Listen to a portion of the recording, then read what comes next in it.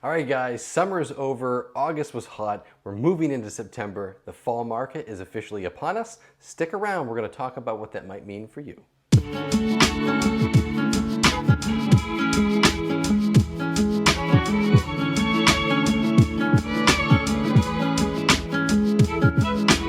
Hey everybody, welcome back to the channel. It is your realtor Nick Isgro with eXp Realty here in central Maine.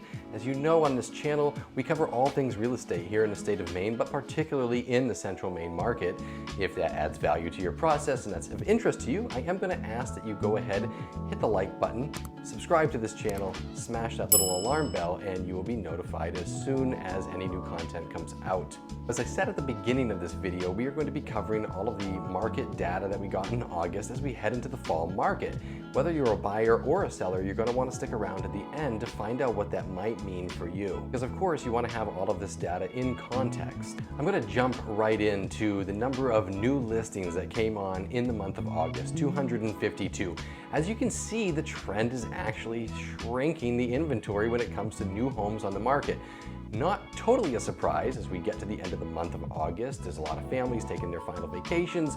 Kids are getting ready to go back to school. Everybody's trying to squeeze as much in as they can before they hit the fall market.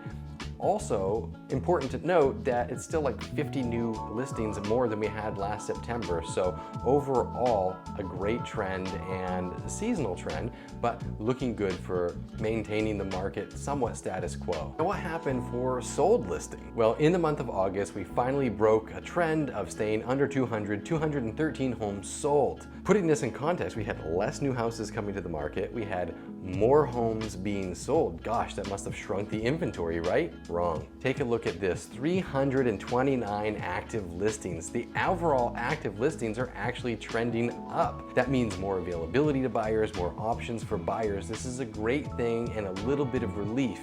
However, I'm sure a lot of you are asking, how is it possible that there is this trend? We had less new houses coming to the market, more homes being sold. How is it that the overall inventory is growing? Well, take a look at this, the average days on market. In the month of August, we finally broke out of the teens and we had 25 average days on market. So what's happening here and what's causing this trend is that we have fewer new homes coming on last month, more homes are being sold, but the homes that are on the market are actually staying there for a little bit longer time. It's giving that little bit of relief to the buyers. Now, some of that also is because some buyers are frankly backing out of the market.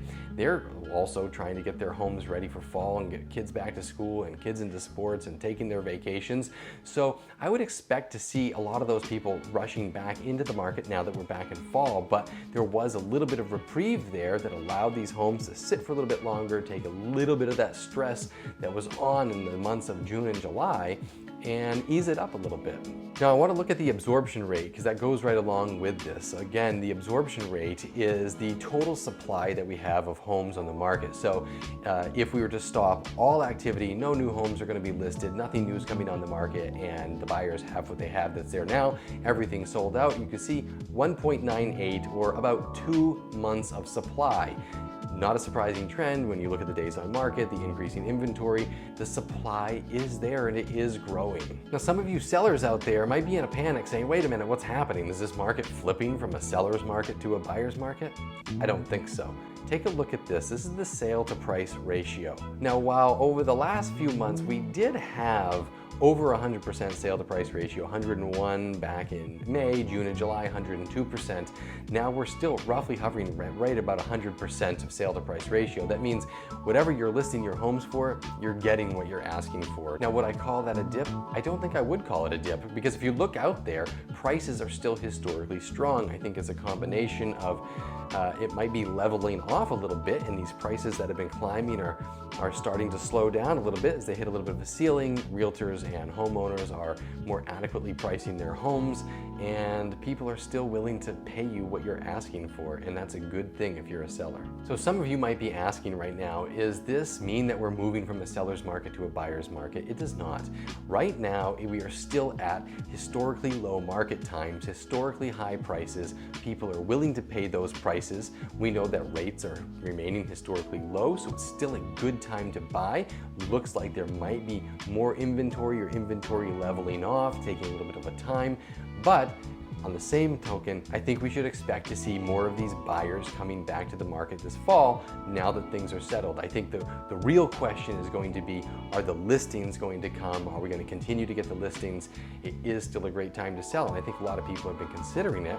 And when you consider the fact that the National Association of Realtors says we are 5.5 million homes short of where we need to be to satisfy the demand that's in the market, I think we're going to be in this trend for a long time. Now, if you are currently in the market, whether you're buying or selling, I work with you both, and I would love to hear what your experience has been.